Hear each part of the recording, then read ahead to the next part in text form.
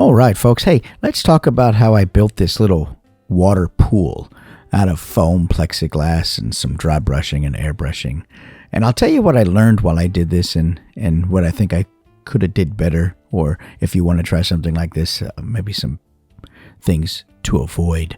But, I just really started out with wanting some basic stones, and I got out the handheld hot wire cutter, and I just took some scrap pieces out of my bag and started cutting them into about stew meat size pieces.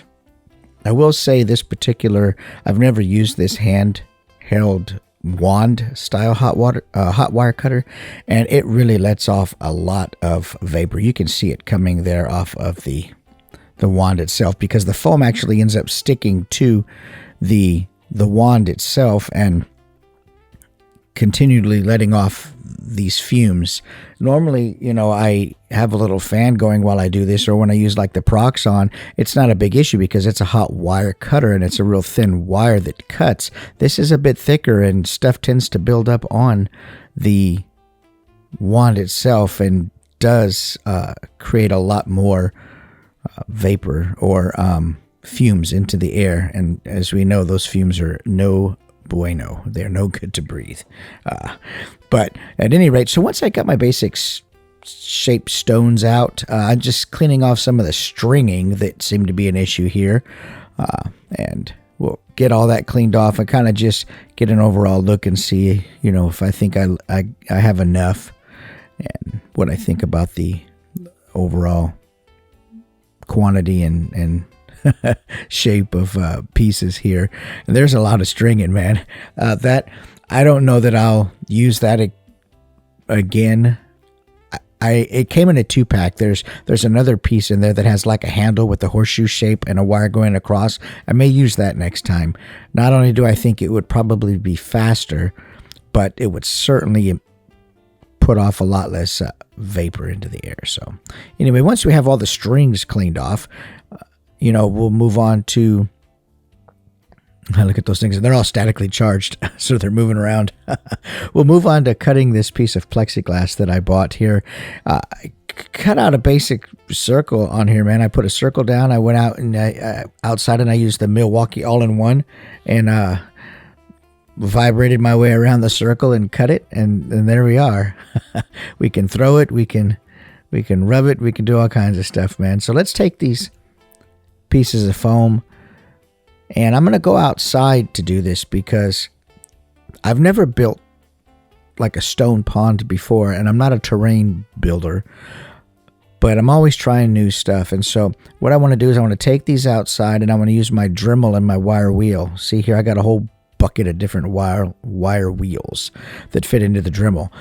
I'm going to go out and I'm going to shape these with the wire wheel, and you want to do this outside. It creates a huge mess of pink, powdery, snowflakey dust that gets everywhere. Do it outside. Glad I did. But look, I got some awesome shapes out of these, man, and some awesome textures. Look at these textures and the shapes that I just transformed these scrap pieces of pink foam into. Let's take them over to the airbrush booth here. And I have to find a creative way to hold these because they're light and they will fly around. And I don't want to clamp them with the alligator clips. But all I'm doing here is I'm taking some black and I'm airbrushing right into the crevices only. Right into the recesses. This is what's going to give the stones some shape and dimension. Once I go in there with the black, then I'll airbrush over the top of this with another color. But a lot of people will say, well, why don't you use black Mod Podge or whatever? And that's good for some stuff. But in this case, I don't need black Mod Podge. I don't want to cover my whole stone in black Mod Podge. And then I have to build up all the different colors over the top of the black. And it just takes forever. And it's not even necessary. So I use an airbrush. I use a whole lot less paint. And got a really beautiful effect out of these. I'll show you here when we're done. But that's all I'm focusing on right here is I'm just taking an acrylic-based black paint. I think it was actually Liquitex is what it was. Was it Liquitex or something like that? Yeah. U.S. Art Supply airbrush paint or something. pre-mixed for airbrushes. But I'm using the Revolution here. I want a Revolution.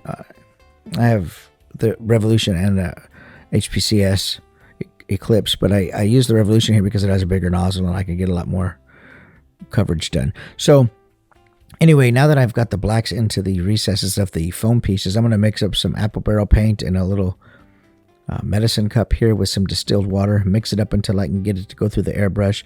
And I'm going to tell you, I love airbrushing stuff with these apple barrel paints. I do have Vallejos and stuff that I use for more of my 3D printed, pieces. But on foam, I really love airbrushing with these apple barrel paints because they go on so matte, so super matte.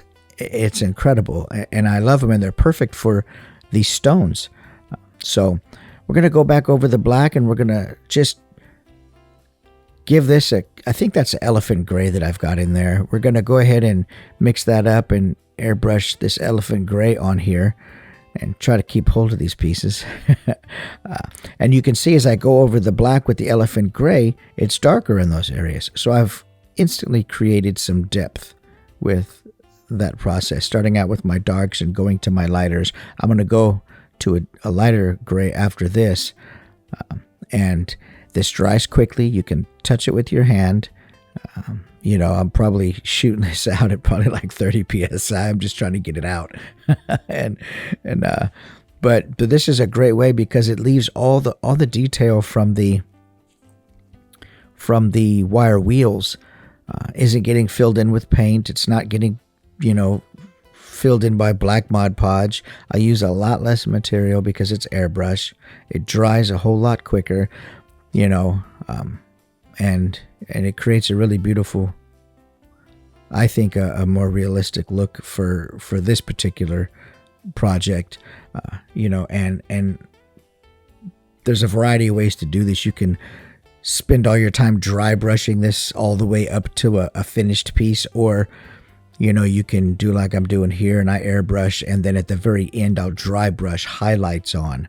Saves a whole lot of paint, a whole lot of dry time, and I just think it worked as an awesome process in this particular project here. So you can see I've got them all airbrushed and fitted onto the board here. I've actually got them glued down with some tacky glue. I will say this also. Next time I will use a hot glue to adhere these on. Not because the tacky glue doesn't hold, but I think that the hot glue would give a more durable, a more secure adhesion to the plexiglass itself. So that's one thing that I would have done different looking back now. And what I'm mixing up here in the cup is just some distilled water, and I've taken some quick dry concrete from a bag I have in the yard, and I have it sifted to where it's just the powder, where it's just the cement mix itself and none of the aggregate. And so I'm going to go ahead and brush that with this is why I ruin all my brushes, because I use them for all kinds of weird things. But we're going to pack that into where the stones meet. And that's going to give me a more realistic fill in there than it would if I did something like, glue and dirt or Mod Podge and dirt or whatever, I think that this gives a more realistic look to it, and it gives it a good weight too. So we'll get that packed in there, and I don't mind if I get a little bit on the stones because that's how it would be in real life. I mean, this was made by hand, and so it would have a little bit on the stones, on the face, and in between the cracks there and things like that. And so, but being careful, I don't want to get too much on the stones because they look really beautiful. I think I did a great job on these stones. They were really easy to do, and I really had fun, and I'm probably going to do some more stuff like that. I'm not a terrain builder, and I don't, I do what I need to do, as the projects come up. But I think these came out fantastic with that wire wheel and Dremel. Man, I couldn't be happier with these. But we'll go ahead and pack this stuff in here and just, this is going to have to be watertight, and I'm going to talk about that later. A couple things I would have maybe done differently to ensure that it was watertight. So at any rate, I'm doing the same thing here, but on the inside. The only difference is I added grout, fine stucco, not grout, fine stucco powder to the mix to really strengthen this up a lot and go around the inside of the water pool and make sure I push it the opposite way through the stones to really get it in there and make sure that water won't escape through there. And so we'll just get that packed in there and go all the way around. One of the things here, like I say, I wanted to put real water in this. So I wanted this stuff to, hold not a lot of water, but it has to be about an inch of water at any rate. So it's time to stain this. And all I have in the cups are some ground up soft chalk pastels in a cup of, that's isopropyl alcohol. And what that does is it dries instantly. When it hits that concrete, that stucco that I have on there, it soaks it right up and it dries instantly because the carrier solution is isopropyl alcohol. So we'll go all the way around. There's no paint on that. It doesn't have to dry, doesn't have to peel up because remember, water's going to go in here.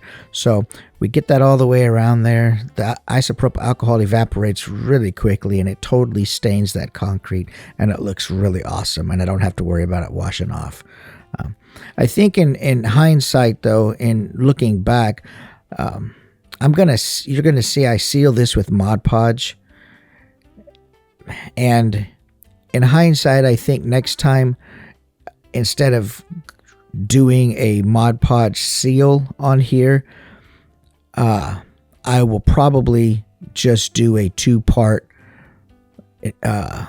Envirotex resin pour in here, because though it does hold water and it is watertight, what I didn't realize is that when you pour water onto the top of dry Mod Podge, the Mod Podge turns white, and that could be a problem. It's not so much a problem here. I didn't figure something like that would happen, but it does hold water. So it does do its job, but it does also turn white on the inside. You can see the brush strokes of white Mod Podge at the base of the pool when you put water in it. So that's something to consider. I think next time, instead of needing this to really just hold actual water, what I'll do is I'll do the 2-part resin pour almost to the surface of the pool, and then if I want to add water, I can just add maybe 1/8 of an inch of water on top of that for the shot, and it still looks like real water in there, but it's not totally full of real water. That's another way that I think I'll modify this over the next week. The thing about that 2-part resin pour is it's 36 hours, man. You don't have 36 hours to commit to something drying. I needed this done, and I needed to take a shot with it this weekend. So you can see the Mod Podge brush strokes here. I've covered everything in Mod Podge that protects the stones. And another thing that I did gloss Mod Podge on this because I wanted it to look wet. Normally I would use a matte Mod Podge. So anyway, that's another quick tip that I did. Here we're going to wire it up. You can see, man, I pour water in there. It holds water. I've got a blue gel under there. You can change the gel colors out, and you can see in the shot that I took with this that I used a red gel, but it totally lights up. Everything works really good. It holds water. But what you don't see here is, because I didn't let it sit in there that long, is that the Mod Podge does turn white as the water sits for a long period on top of it. And like I said, I think I'm just going to do a 2-part resin pour of I think it's called Envirotex 2-part resin pour, 1 part hardener and 1 part of the actual resin. But that does take a long time to dry. It's 36 hours, and I didn't have 36 hours to commit to that this weekend. I wanted to get the shot done. Here I'm just getting the water out without having to pick up the piece. I didn't feel like picking up the piece and dumping the water out. I just wanted to sop it up a little bit and then go dump whatever little drops remained in there. And I've got a catch pan beneath it, and that helps also in case it did leak, but it gives a place for the light to fit and the gel. So here's the shot. Look how awesome it is. Great. That red light totally brought so much detail and texture into the shot, reflected up on his eyes. Really cool, man. Thanks for watching, folks. I appreciate it. Like and subscribe if you haven't done so already, and follow me on all the social media platforms. Take care.